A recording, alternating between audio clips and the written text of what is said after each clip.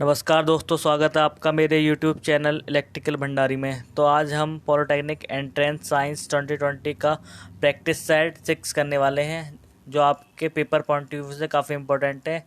ये आपके little entry चाहे फर्स्ट ईयर एडमिशन प्रिपरेशन के दोनों ही एग्ज़ामों के लिए काफ़ी इंपॉर्टेंट है। तो आइए चलो स्टार्ट करते हैं। क्वेश्चन नंबर फर्स्ट इसमें कह रहा है आपका सदिश राशि है, तो इसमें से हमें बताना आपका सदिश राशि कौन सी है। ऑप्शन देख के देखिए सदिश राशि होती क्या है। पहले तो मैं आपको ये बताता हूँ, सदिश राशि को डायरेक्शन और परिमाण दोनों की ज़रूरत पड़ती है, ठीक है। वो आपका सदिश राशि होती है। अदिश राशि की बात करेंगे तो इसमें केवल आपको परिमाण की ज़रूरत पड़ती है। तो अब देखते हैं, इसमें ऑप्शन ए कह रहा है दूरी। दूरी को तो केवल देखिए परिमाण की ज़रूरत पड़ती है, ये तो आपका गलत हो जाएगा। चाल में भी हम कहीं को भी चाल ले सकते हैं, इसमें भी डायरेक्शन की कोई आवश्यकता नहीं पड़ती। लेकिन जो वेग होता है इसको परिमाण के साथ साथ डायरेक्शन की ज़रूरत होती है, यानी कि दिशा की ज़रूरत होती है। तो ऑप्शन सी क्या हो जाएगा आपका करेक्ट आंसर, ठीक है। द्रव्यमान को भी कोई डायरेक्शन की ज़रूरत नहीं पड़ती, लेकिन इसमें परिमाण तो होता है, ठीक है। चलते क्वेश्चन नंबर नेक्स्ट। अब देखिए ये कह रहा है आपका, पढ़िए इसे। जब वस्तु समान समयांतरालों में समान दूरियां तय करती है तो उसकी गति होती है, ठीक है। आपको ये बताना है, ठीक है। तो ऑप्शन पढ़िए। ऑप्शन ए कह रहा है अवमंदित गति, ठीक है, या त्वरित गति, या ऑप्शन सी आपका असमान गति, या डी है आपका एक समान गति, ठीक है। तो ये होता आपका एक समान गति। जब वस्तु समान समय अंतरालों में समान डिस्टेंस या दूरी तय करती है आपका, तो उस गति को हम कहते हैं एक समान गति, ठीक है। चलते हैं क्वेश्चन नंबर नेक्स्ट। देखिए इसमें कह रहा है आपका, कई बार रिपीट हुआ ये क्वेश्चन भी। ये कह रहा है आपका दो वस्तुओं में ऊष्मा का प्रवाह निर्भर करता है, ठीक है। अब किस पे निर्भर करेगा, कोई भी दो वस्तु ले ली हमने, ठीक है। कोई ये लोहे के हमने रॉड ले ली, ठीक है, ये हमने जॉइंट कर दी यहाँ से। मान लिया इसका टेम्परेचर आपका 10 डिग्री सेंटीग्रेड है और इसका 8 डिग्री सेंटीग्रेड है, ठीक है। 80 नहीं है, ये 8 डिग्री सेंटीग्रेड है। ये 10 है, ये 8 डिग्री सेंटीग्रेड है। अब ये कह रहा है इनका ऊष्मा का प्रवाह निर्भर करता है, ठीक है। इनके जो इसका 10 डिग्री सेंटीग्रेड ताप है, इसका 8 है। अब जिसमें कम है तो इनके किस पे डिफरेंस पे क्या करेगा, डिपेंड करेगा। क्योंकि देखिए इसका 8 डिग्री सेंटीग्रेड है इस वस्तु का, इसका है 10, तो ये ऊष्मा का प्रवाह इधर को होगा, कम वाले की तरफ को। तो हम कह सकते हैं इनके डिफरेंस पे क्या करता है, ताप के डिफरेंस पे डिपेंड करता है, ठीक है। अब ऑप्शन सी पढ़िए, आप क्या कह रहा है, उनके तापांतर पर, ठीक है। तो ऊष्मा प्रवाह निर्भर करता है उनके टेम्परेचर डिफरेंस पर, ठीक है।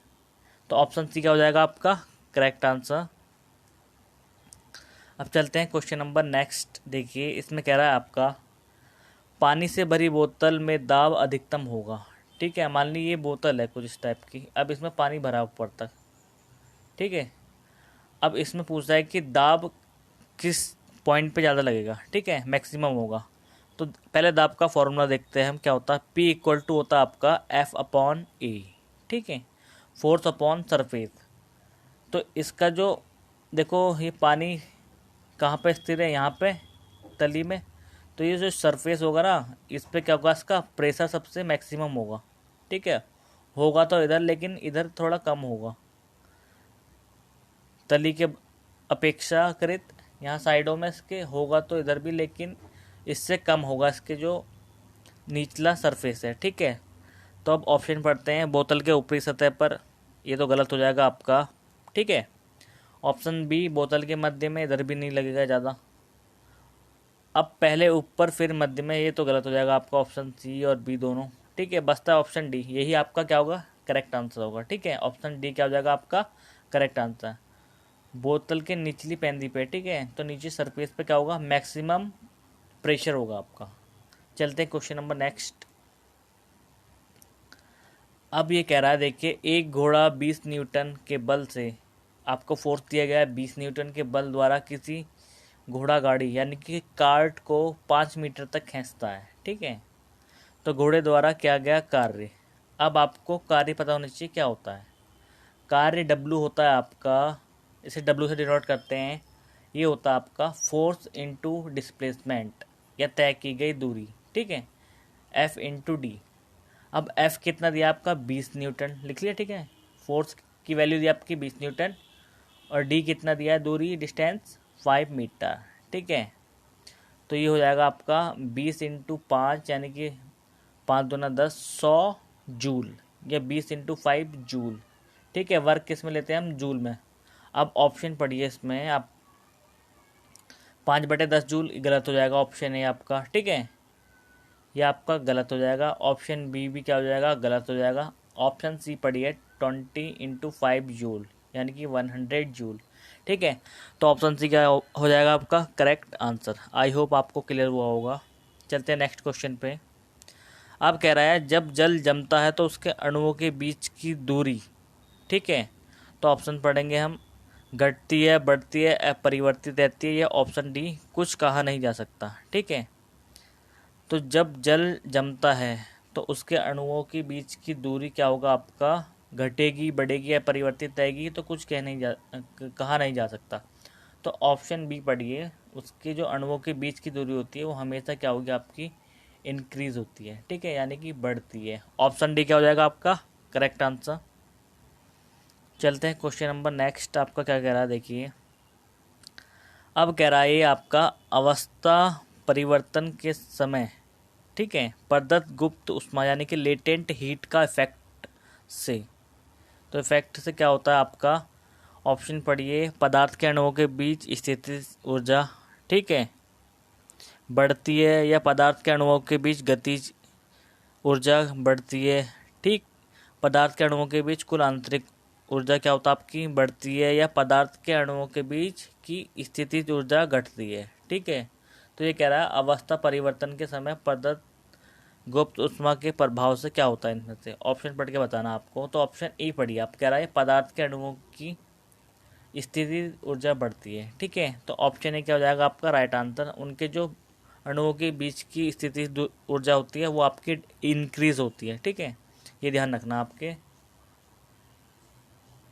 चलते हैं क्वेश्चन नंबर नेक्स्ट। इसमें कह रहा है आपका किसी वस्तु की सतह में उत्सर्जित विकिरण की दर अनुक्रमानुपाती होती है। तो ये आपका विकिरण दर अनुक्रमानुपात होती है, ये आपके टेम्परेचर की ये होती है 4 पावर के आसपास, ठीक है। तो ऑप्शन पढ़िए आप, ठीक है, ऑप्शन देखिए आप, ऑप्शन डी आपका क्या दिया गया है आपका, परमताप की चतुर्थ घात के इक्वल होती है, ठीक है, अनुक्रमानुपाती होती है। तो ऑप्शन डी क्या हो जाएगा आपका करेक्ट आंसर, परमताप के चतुर्थ घात के बराबर होता है, यानी कि टी की पावर 4। चलते हैं नेक्स्ट क्वेश्चन पे। अब कह रहा देखिए इसमें, यदि समतल दर्पण के को 10 डिग्री आपका घुमा दिया जाए तो परावर्तित किरण घूमेगी, तो ये आपका दुगना घूम जाती है। अगर हम समतल दर्पण में को 10% घुमा देंगे, जो इस पर परावर्तित किरण है ना, जो ये देखिए ये समतल दर्पण मान लिया हमने, ठीक है। अब ये कोई किरण आ रही है इस पर, अगर इसे हल्का सा इधर घटा दें तो इस पर जो टकरा के जाने वाली किरण है ना आपस में, तो ये इसका क्या बताना आपको कितनी घूम जाती है। तो ये आपका लगभग दुगनी घूम जाती है, ठीक है। अगर 10 एंगल दिया तो ये 20 हो जाएगी, ठीक है। तो 20 डिग्री क्या होगी, परावर्तित किरण क्या होगी आपकी, घूम जाएगी, ठीक है। तो ऑप्शन बी देखिए आपका करेक्ट आंसर हो जाएगा। चलते हैं क्वेश्चन नंबर नेक्स्ट। इसमें देखिए क्या कह रहा है। इसमें कह रहा है पूर्ण परावर्तन उस समय होता है जब प्रकाश एक माध्यम से दूसरे माध्यम में जाता है, ठीक है। अब ऑप्शन पढ़ेंगे हम इसमें, ऑप्शन बताना हमें पढ़ के, कब होता है ये प्रक्रम आपका, जिसका अपवर्तनांक कम होता है, या जिसका अपवर्तनांक अधिक होता है, या जिसका अपवर्तनांक समान होता है, या क्रांतिक कोण से कम कोण पे। तो ये कह रहा है पूर्ण परावर्तन उस समय होता है जब प्रकाश एक माध्यम से दूसरे माध्यम में जाता है, यानी कि क्रांतिक कोण से कम कोण पर। तो ऑप्शन डी क्या हो जाएगा आपका करेक्ट आंसर, ठीक है। जब क्रांतिक कोण से कम कोण हो जाएगा तो क्या होगा, प्रकाश एक माध्यम से दूसरे माध्यम में प्रवेश कर जाता है पूरा का पूरा, ठीक है। आई होप आपका क्लियर हुआ होगा। चलते हैं क्वेश्चन नंबर नेक्स्ट। अब ये कह रहा है जब श्वेत प्रकाश वायु से कांच में प्रवेश करता है तो, ठीक है। अब ऑप्शन पढ़िए, जब श्वेत प्रकाश वायु से कांच में प्रवेश करता है तो प्रकाश के सभी अवयव रंग के लिए समान होता है, ये तो आपका होगा नहीं, ठीक है। ऑप्शन ए तो बिल्कुल ही गलत हो जाएगा आपका। एक समान तो होता ही नहीं रंगों के लिए। लेकिन ये कह रहा है, सेकंड पे पढ़िए, लाल रंग प्रकाश सबसे अधिक चाल होती है। तो आपके प्रकाश की जो चाल होती है, लाल रंग के प्रकाश की चाल, वो सबसे मैक्सिमम होती है, अधिक होती है, ठीक है। और बैगनी की सबसे कम होती है। ये तो आपका गलत ही हो जाएगा, बैगनी की भी याद रखनी है। बाकी आपका सब गलत है। ऑप्शन बी पढ़िए, लाल रंग के प्रकाश सबसे अधिक चाल होती है, ठीक है। प्रकाश की चाल आपके लाल रंग में सबसे अधिक होगी और बैगनी रंग के लिए सबसे कम होगी, ठीक है। अब कह रहा है घरों में प्रयुक्त धारा होती है। तो कल आपको बताया था, कल भी ये क्वेश्चन रिपीट हुआ था हमारा, आज रिपीट हुआ है इसमें। तो मैंने बताया था आपको, ये होती है आपकी अल्टरनेटिंग करंट, यानी कि प्रत्यावर्ती धारा। बी आपका हो जाएगा करेक्ट। अब ये पूछता एसी का कौन सी वैल्यू होती है, तो हम टिक कर देते RMS वैल्यू, IRMS वैल्यू या VRMS वैल्यू, ठीक है। प्रत्यावर्ती धारा का RMS वैल्यू क्या होती है, हमारे घर में आती है अगर उसकी प्रकृति की वो पूछते, ठीक है वह। अब ये कह रहा है, जब हम अनंत पर रखी किसी वस्तु को देखते हैं, ठीक है, तो लेंस और रेटिना के बीच की दूरी होती है लेंस की फोकस दूरी से। तो ये आपका क्या हो जाएगा, ऑप्शन सी पढ़िए, ये बराबर होती है, ठीक है। तो ऑप्शन सी क्या हो जाएगा आपका करेक्ट आंसर, ठीक। तो ये क्या हो जाएगा ऑप्शन सी करेक्ट। ये कह रहा है, जब हम अनंत पर रखी किसी वस्तु को देखते हैं, ठीक है, अनंत पर कोई वस्तु रखी है उसे हम देख रहे हैं, तो लेंस और रेटिना के बीच की दूरी होती है, उनके बीच की दूरी होती है लेंस की फोकस दूरी से के बराबर होगी, ठीक है। तो ऑप्शन बी क्या हो जाएगा, सी क्या हो जाएगा आपका करेक्ट आंसर। चलते हैं नेक्स्ट क्वेश्चन पे। अब देखिए नेक्स्ट क्वेश्चन में कह रहा है आपका, घरेलू वैद्युत परिपथ में सभी युक्तियाँ 220 वोल्ट पर कार्य करती हैं, ठीक है। सिंगल फोर्स 220 वोल्ट ही आता है ज़्यादातर घरों में।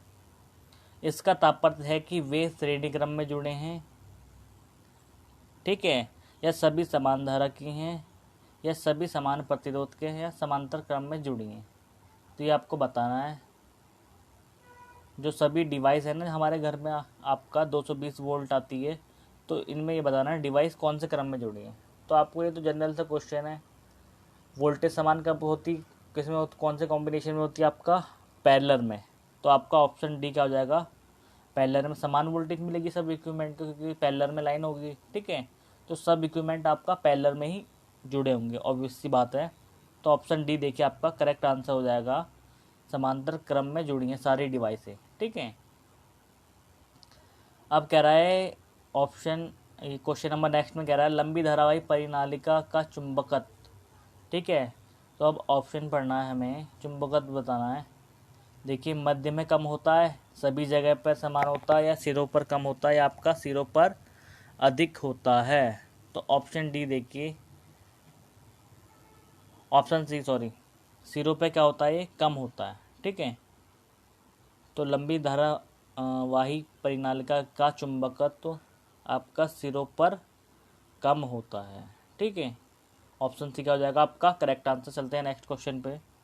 अब कह रहा है, ये प्रेशर कुकर में खाना जल्दी पक जाता है क्योंकि जल का क्वथनांक क्या होता है उसके अंदर बढ़ जाता है, ठीक है। तो ऑप्शन ए क्या हो जाएगा करेक्ट आंसर। चलते हैं क्वेश्चन नंबर नेक्स्ट पे।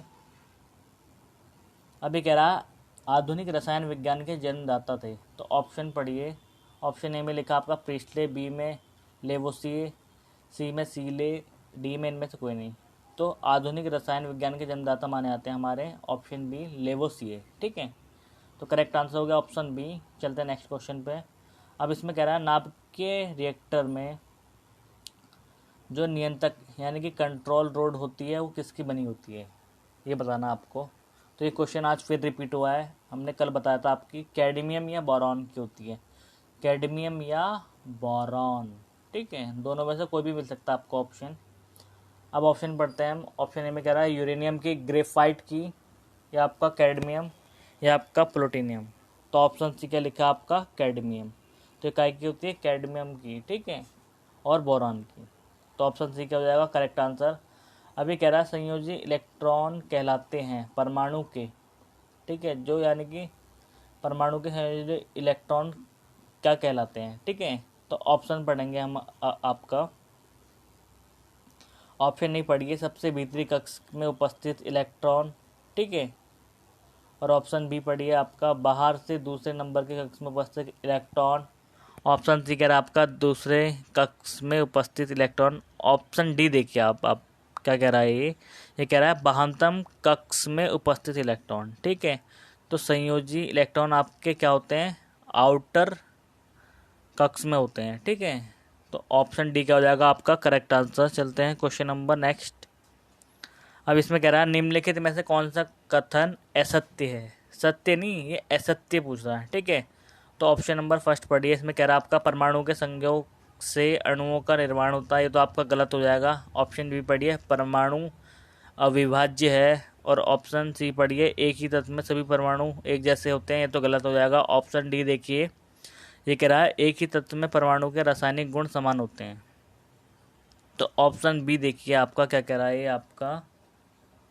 ये कह रहा है परमाणु अविभाज्य है। तो ऑप्शन सी क्या हो जाएगा आपका करेक्ट आंसर, ठीक है, ऑप्शन बी।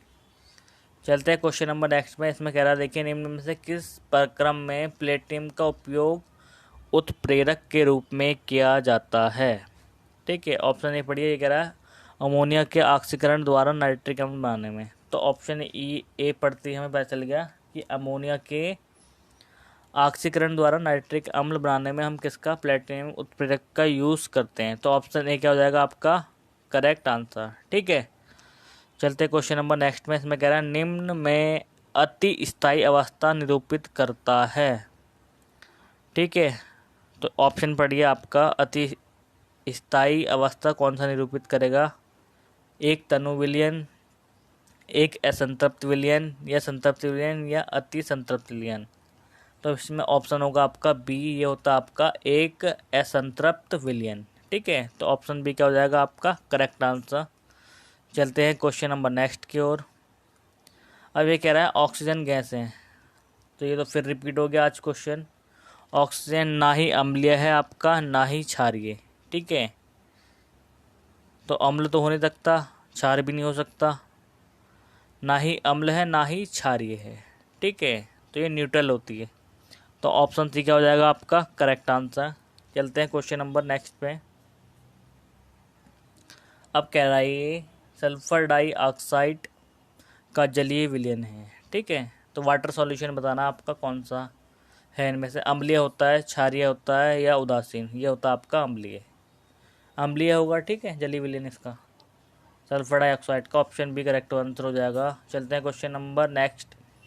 अब इसमें कह रहा है धावन सोडा, ठीक है, यानी कि धावन सोडा जिससे हम कपड़े वपड़े धोते हैं। तो पूछ रहा है इसका सूत्र बताना। तो इसका सूत्र होता है Na2CO3, लेकिन अब यहाँ पर जल भी कंसिडर किया गया है। देखिए ये सूत्र सेम है ए और बी, तो हम अगर इसमें जल भी दिया है तो ये आपका यही होता है, ठीक है, Na2CO3। अगर ये नहीं दिया होता तो हम इसे करेक्ट करते, यहाँ कुछ और दिया होता। तो ऑप्शन बी क्या हो जाएगा आपका करेक्ट आंसर। धावन सोडा क्या होता है, Na2CO3, ठीक है। चलते हैं क्वेश्चन नंबर नेक्स्ट में। ये कह रहा है आपका लकड़ी होती है, तो लकड़ी क्या होती है आपका, ये होती है हाइड्रोकार्बन का मिश्रण, ठीक है। सेलुलोज प्लस सेमी सेलुलोज से मिलकर बनी होती है, तो हम कह सकते हैं कि हाइड्रोकार्बन का मिश्रण है। ये लकड़ी की बात कर रहा है, वुड, जिसे हम टिम्बर भी कहते हैं टेक्निकल लैंग्वेज में। चलते हैं क्वेश्चन नंबर नेक्स्ट पे। अब ये कह रहा है प्राकृतिक रेशम है, आपका क्या होता है प्राकृतिक रेशम, ये पॉलीएस्टर, ठीक है, पॉलीएस्टर नहीं होगा, ये आपका होता है पॉलीएमाइड। ये तो आपको याद करना पड़ेगा, ठीक है। तो ऑप्शन बी क्या हो जाएगा आपका करेक्ट। आज के लिए इतना ही, तो कल मिलता है आपको नेक्स्ट वीडियो में। अगर ये वीडियो मेरी अच्छी लगी तो मेरे यूट्यूब चैनल इलेक्ट्रिकल भंडारी को सब्सक्राइब करें, और इस वीडियो को ज़्यादा से ज़्यादा शेयर लाइक करें और कमेंट करके ज़रूर बताएं। तो मिलते हैं आपको नेक्स्ट वीडियो में। Bye bye guys.